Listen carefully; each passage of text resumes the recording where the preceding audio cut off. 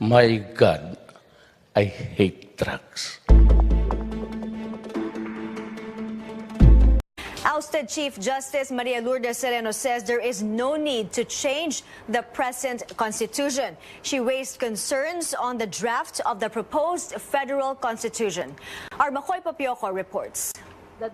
Ousted Chief Justice Maria Lourdes Sereno raises concerns over the progress of the move to change the constitution. Sereno points out why the official copy of the draft constitution has not been publicized yet. Napaka-delikado po ng ganitong sitwasyon. Nag-aamba na ang isang maaring napakalaking pagbabago. Ngunit ngayon, ilang buwan na lamang sa inaakala nilang maaring mangyaring plebisito. Naririnig na po natin ang Oktubre, Disyembre, Pebrero. Wala pa ho tayong reliable na copy. The ousted Chief Justice says she read unofficial copies available online and also watched press briefings of the body drafting the charter. Sereno says, based on what she read and watched, she does not find the need to change the constitution. There is nothing that will prevent this present Congress from giving any economic benefit to the regions or the provinces that they cannot do so now within the present constitution and using their legislative powers.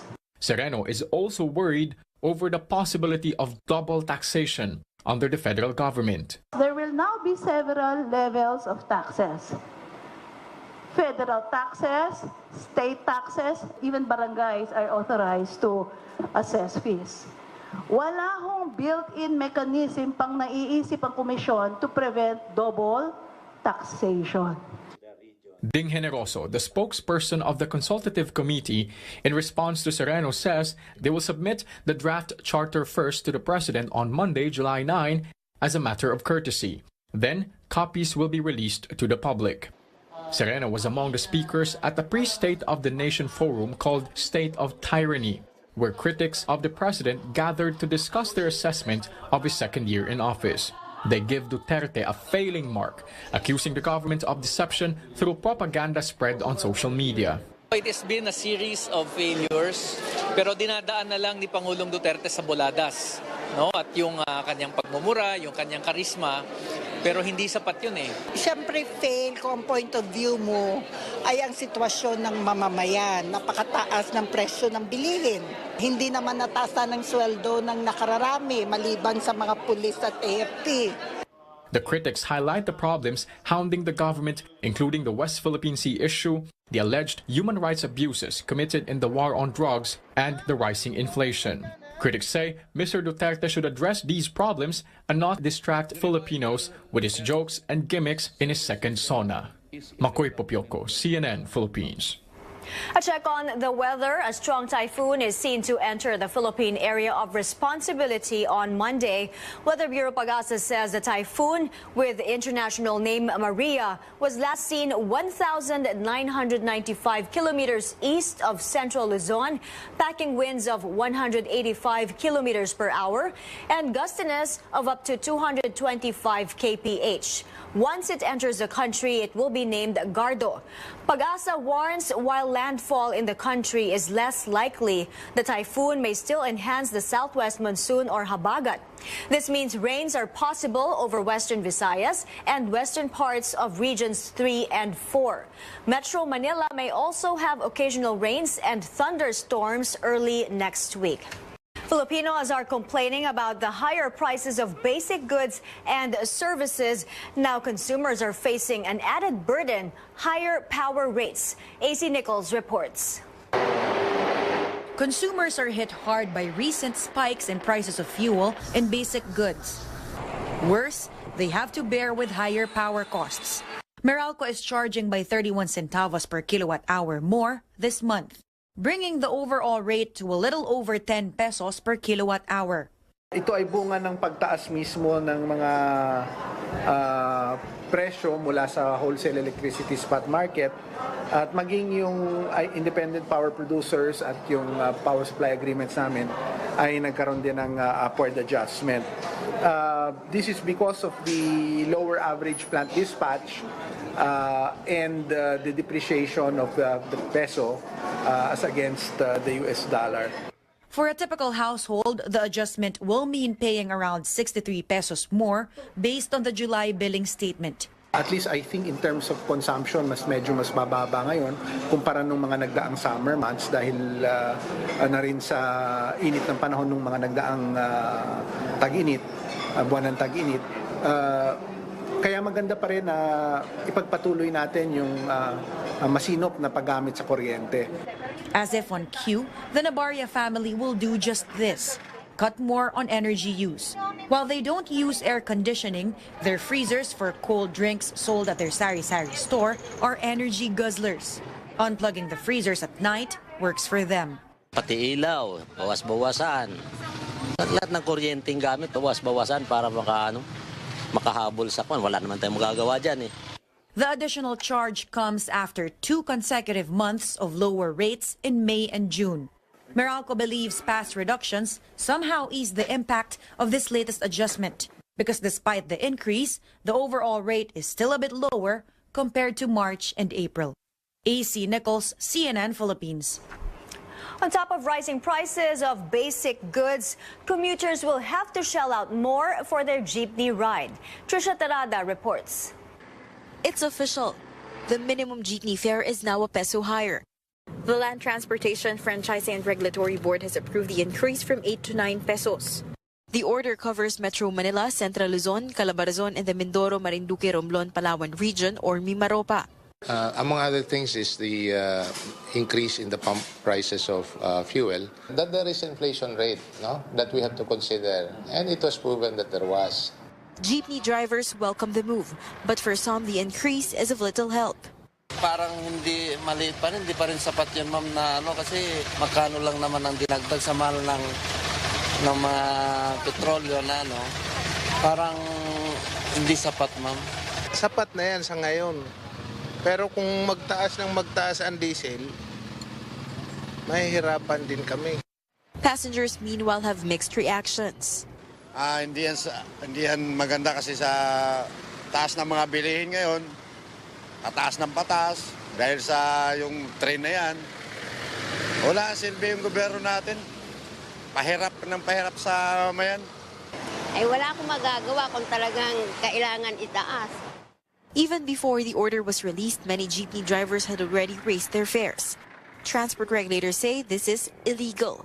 Kung may mga complaints for overcharging, then we will docket the case, we will hear it, and if proven, then we will impose the proper penalty. The penalty being 5,000 for the first offense. LTFRB says commuters may report drivers who do this. Trisha Tarada, CNN Philippines. Let's take a look at how local stocks ended the trading week. Our business analyst Mike Alimurong gives us a recap. Traders were cautious today as the stock market closed at 71.86, down by 46.86 points. The market is still in the red after it broke its 4-day winning streak yesterday. The industrial and services sub-indices saw a recovery. Meanwhile, the peso weakened by a mere centavo, closing at 53.42 versus the dollar. This was not far from the intraday high of 53.46 versus the greenback. The intraday low was 53.36 pesos. Mr. Pure Energy Gary Valenciano clarifies he is cleared of cancer. The 53-year-old singer responded to his friends and fans on Twitter who expressed concern after reports saying he is battling cancer stemming from a teaser of a television interview. Gary responds to Miles Ocampo saying he is much better today. He adds, quote, "I've been cleared of the big C. I'm okay, Miles." Gary answers another tweet saying, quote, "Do know I already am healed." Details of the singer's journey to recovery and diagnosis still remains unclear. He also went through bypass surgery in May after doctors noticed a blocked artery in his heart caused by diabetes. is facing. Among them are President Duterte's recent tirades against the church and God himself, the visa issues of Australian missionary Sister Patricia Fox, and the outcome of their meeting with police officials about priest killings. The bishops are expected to issue a statement at the end of the three-day meeting on Monday. Outside the venue of the CBCP's plenary assembly, some groups held a small program. They're seeking justice for slain priests Mark Ventura, Tito Paez, and Richmond Nilo. President Duterte has been criticized in recent weeks for his statement referring to a stupid God and repeatedly questioning Christian doctrines. President Duterte and CBCP President Romulo Valles are set to meet also on Monday. President Duterte is once again challenging the faithful, this time about God's existence. In his own words, Duterte says he will step down from the presidency if they have witnessed that their God exists. And if there is any one of you there, the noisy ones, who would say that you have been to heaven, talked to God, saw him personally, and that he exists, the God that is yours. And if that is true, I will step down the presidency. Pero ito kasing ibang reliyon, kung talagang tumutulong ka sa tao, bakit humingi ka ng pera sa tao? Duterte clarifies he is a believer of a supreme God, but questions some acts of religious sects, including the practice of donation. Tensions rose anew after Duterte called God stupid. Malacanang, however, claims that it was just a response to 2 years' worth of attacks from the church. In other news, President Duterte warns his cabinet members will be held liable if the administration's key projects will be delayed or end up faulty. More from our correspondent, Rex Remitio. Wala akong nakitang daan dito sa Pilipinas na natapos on time na hindi pudos ng graft and corruption. President Duterte will implement a new policy starting Saturday. He will hold cabinet members responsible for delayed or faulty projects. The president has earlier expressed impatience at the slow pace of infrastructure projects, especially in the countryside.